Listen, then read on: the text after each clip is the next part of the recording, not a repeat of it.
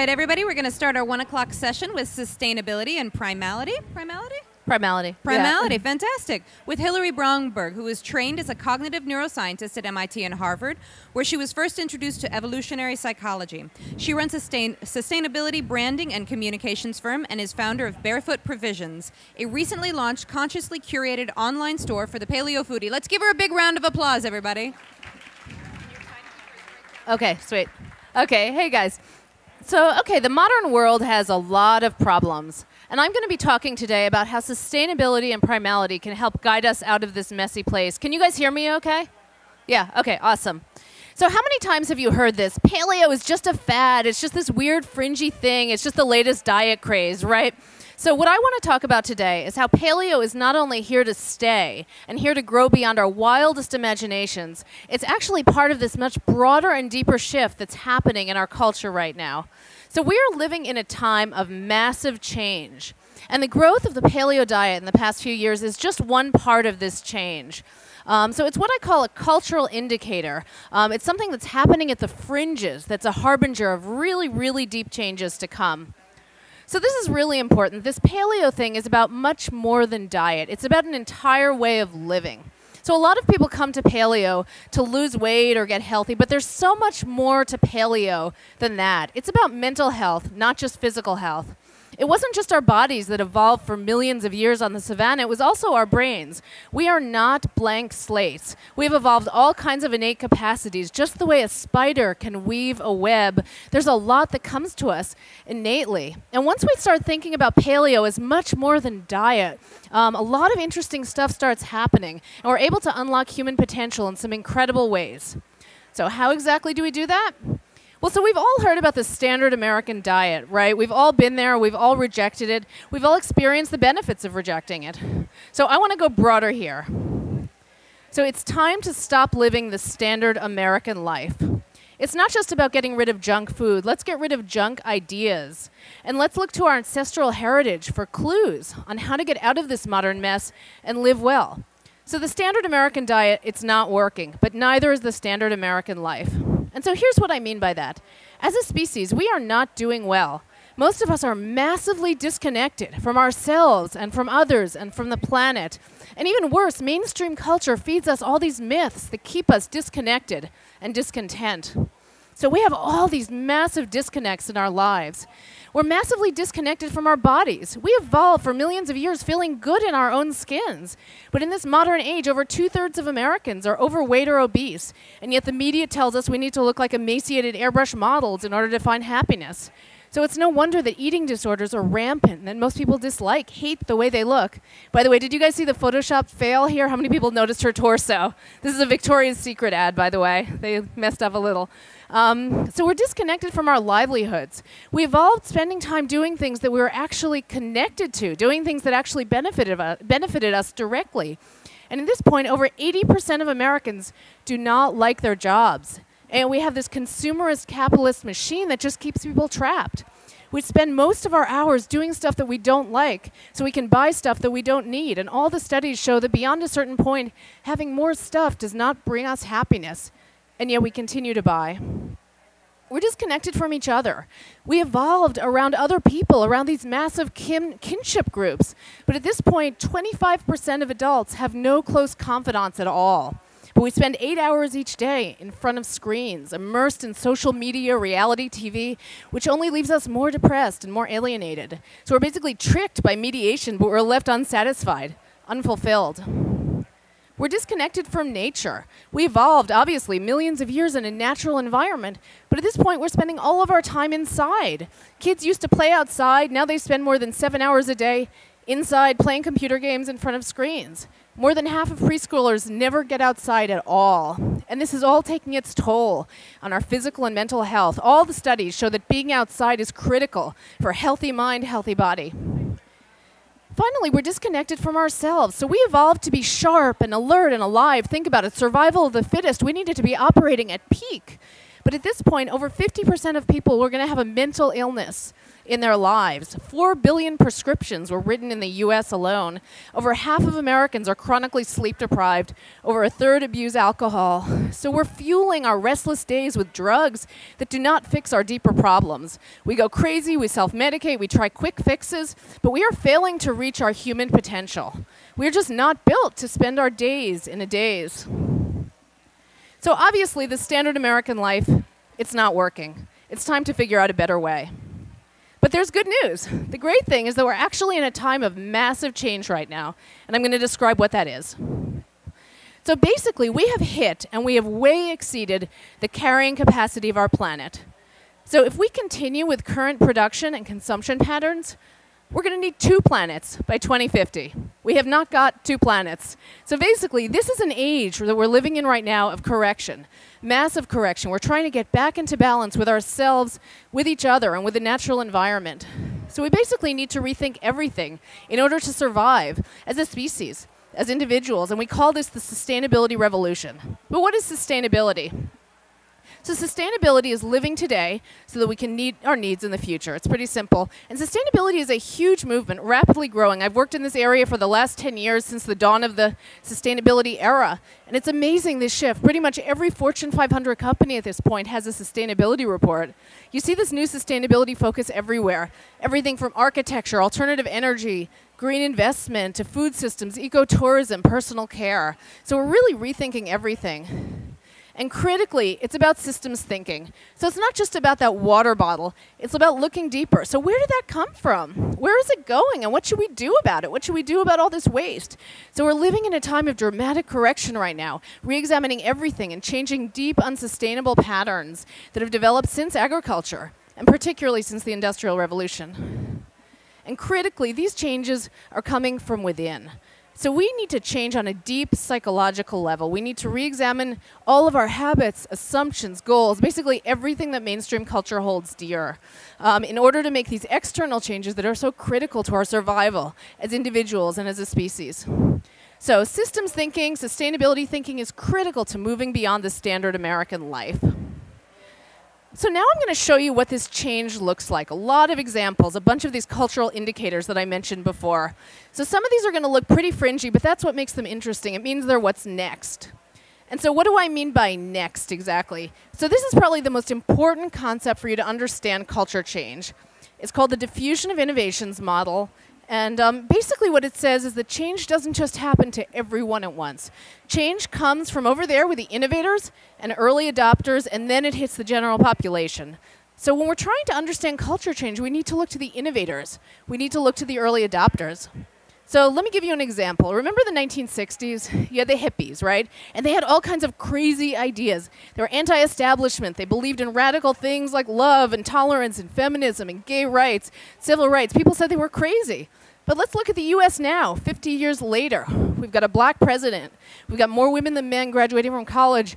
Gay marriage is becoming legal. So all these radical ideas, they're mainstream at this point. So if you want to see what's coming now, you have to look to the hipsters. And so what's a hipster, right? We could talk a lot about that, but by hipster what I mean are young progressive people who are on the vanguard of culture. So I'm writing a book about all this right now, so I'm going to just show you a selection of examples. And these are all really cool. They're all about going forward by going into the past. And just to note, paleo is at the very fringes right now. It's growing, but it's still tiny. So congratulations, everyone. You're all innovators. You know, you're all at the bleeding edges right now. And in all these indicators that I'm going to show you, you're going to see a lot of different aspects of paleo popping up.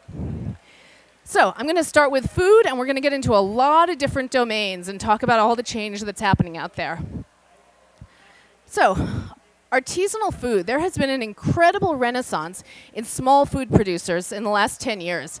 Artisanal has become such a catchphrase that even California Pizza Kitchen and Tostitos offer artisan chips and artisan pizza. And people are getting closer to the means of production, closer to making things with our hands in small batches. So it's really about going backwards.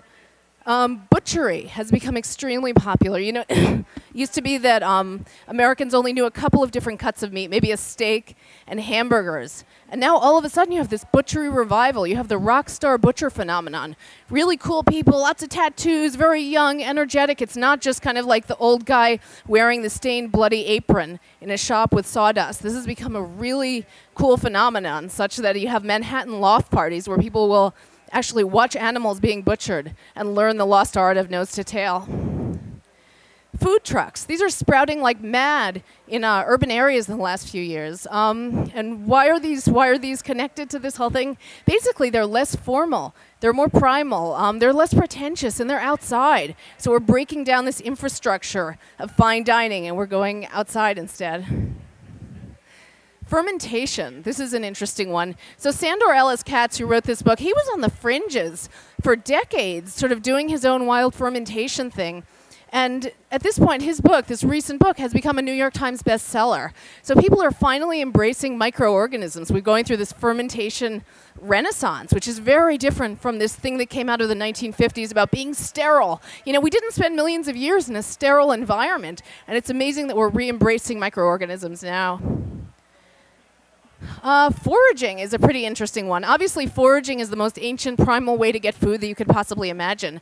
And now we're seeing this incredible foraging revival. So at the most popular and edgy restaurants in the world, we're seeing foraging being embraced as the most wonderful way to get food. So that's René Redzepi over there of Noma in Copenhagen, which is considered the most influential restaurant in the world. Literally, there's a wait list of 6 months minimum to get in there. And so what is he about? Hyper-local foraging. He literally goes to marshlands and picks up all kinds of grasses and thistles and seaweeds and basically serves it to you in the most primal way possible. And this is what's incredibly coveted. And you're seeing him influencing chefs pretty much around the world. And finally, paleo. We're all here. We understand this is a huge, huge thing right now. This conference is twice as big as it was last year. Next year, it'll be twice as big. We're really at this point of incredible growth in paleo. Okay, so moving away from food to something close to food, reconnecting with our bodies. Okay, so we're seeing a real aesthetic shift towards the natural, and it's really amazing. What's happening now is that the beauty industry is trying to capitalize on this by sort of reflecting what's going on with the culture at large. So the biggest trend right now in hair color, which is really funny, is something called sombre, which is basically what happens if you grow your hair and it just gets bleached by the sun. People are actually spending hundreds of dollars to get their hair to look like that in artificial ways. Similarly, people are paying to get their hair streaked with gray or get their hair frizzy, which is a pretty interesting thing. Body hair is in an interesting place. So the porn industry has gotten women to torture themselves for, decades now, but we're seeing this amazing sea change. I don't know if you guys saw what American Apparel recently did.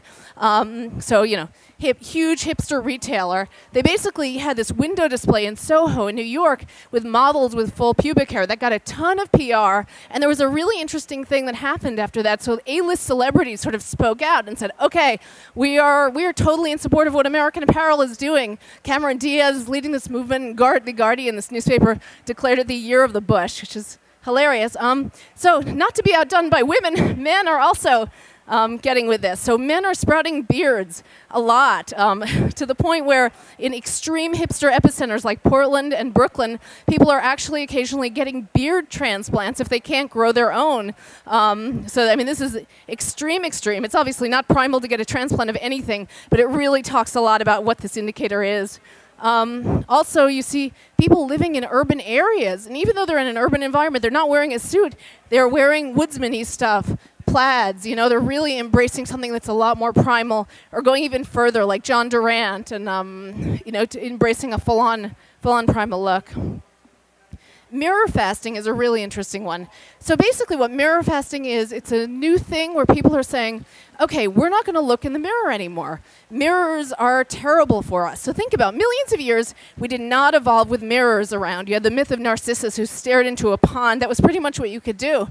So at this point, people are connecting staring at yourself in mirrors with low self-esteem and self-mutilation and all kinds of bad behaviors. So what we're seeing now is people are actually going on mirror fasts to try to get away from that. So reconnecting with aesthetics. We're reconnecting with our aesthetics in a lot of interesting ways. Wabi-sabi.